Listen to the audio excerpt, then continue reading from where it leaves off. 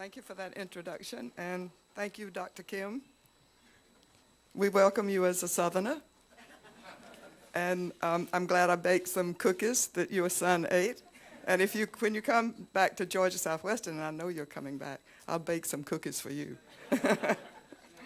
Well, I'm really pleased to be here today. Jim and I have visited Korea a number of times, and our last visit was in 2001, when we worked side by side with homeowners and volunteers to build Habitat for Humanity homes, as Dr. Kim said, one of our special projects. We built in Asan and several other communities, and we even built homes in the DMZ. We have developed deep respect for your country, your people, and your culture. And today I'm pleased to be back to launch the Rosalind Carter Institute for Caregiving in Korea. I know firsthand the demands of caregiving. When I was 12 years old, my father became terminally ill with leukemia. I was one of 4 children, and as the oldest and a daughter, my mother, 34 years old, depended on me to help her. Long after my father died, my grandmother died, and my grandfather came to live with us. He was 74 years old and lived to be 94, bedridden the last few years of his life. More recently, I witnessed the importance of caregiving as Jimmy's mother, brother, and 2 sisters struggled with cancer. All of them died since we came home from the White House. Well, you can see I've had plenty of opportunities to appreciate the many dimensions of caregiving.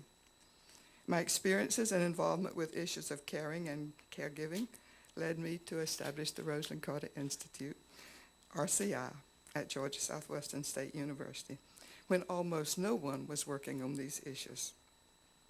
The Institute is dedicated to improving the caregiving process. We work with both family and professional caregivers to increase their skills in caring and in working together.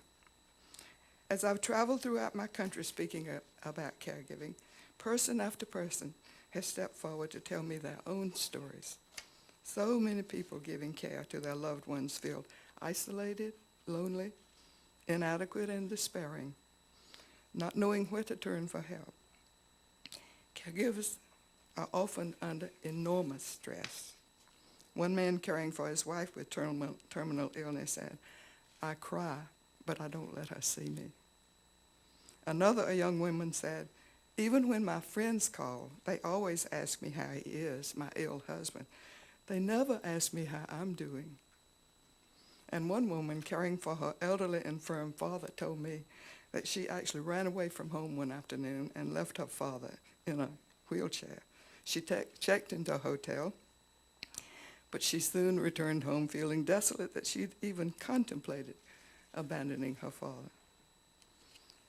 At a time when more and more Americans are called on to give care, it is critically important that we do all we can to support them and their caregivers. And this is not just an American issue. It is a global one. The challenge we face is that along with the blessings of longer life expectancy comes higher rates of chronic illness and disability, and the need for care. Research shows that 30% of those over 80 years of age require daily assistance to live at home. And that group is the fastest growing segment of the population globally. In both Korea and the United States, families will provide the largest percentage of care, up to 80% for seniors and people of all ages with disabilities.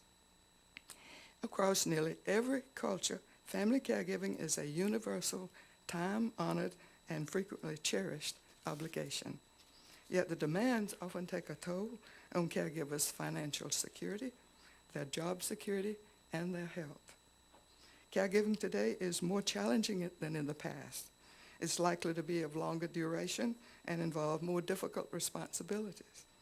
Family caregivers now are often performing tasks that only skilled nurses performed just a decade ago. Well, with these challenges comes the need for leadership, and particularly for leadership in education. Most family caregivers are unprepared for the roles they will assume, and there's a lack of support from government and the private sector for training family caregivers. Through education, we can develop leaders who understand the challenges of caregiving and can help equip families and professionals with the tools they need for the demanding roles they will assume. Today we celebrate an important partnership that promises to make knowledge of caregiving more widely available in Korea. The partnership between RCI and CUK will put valuable information in the hands of family caregivers, social service and healthcare professionals, government and agency leaders. And thanks to technology, caregivers can learn online. And for family caregivers, to be able to learn at home is going to be a real blessing. At RCI, we have worked for more than 20 years to better understand and support the work of caregivers. In this project, RCI and CUK will work together to develop new curricula that will be taught both in the United States and in Korea. The curriculum will build on our experiences of teaching in the United States.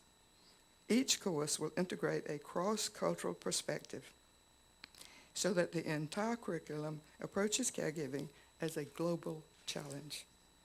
We believe this will be the first international curriculum in caregiving. The partnership we began today is one further step forward in supporting family and professional caregivers, and we are pleased to be entering into this partnership with CUK. I am confident it will have a significant impact in both your country and mine. Thank you.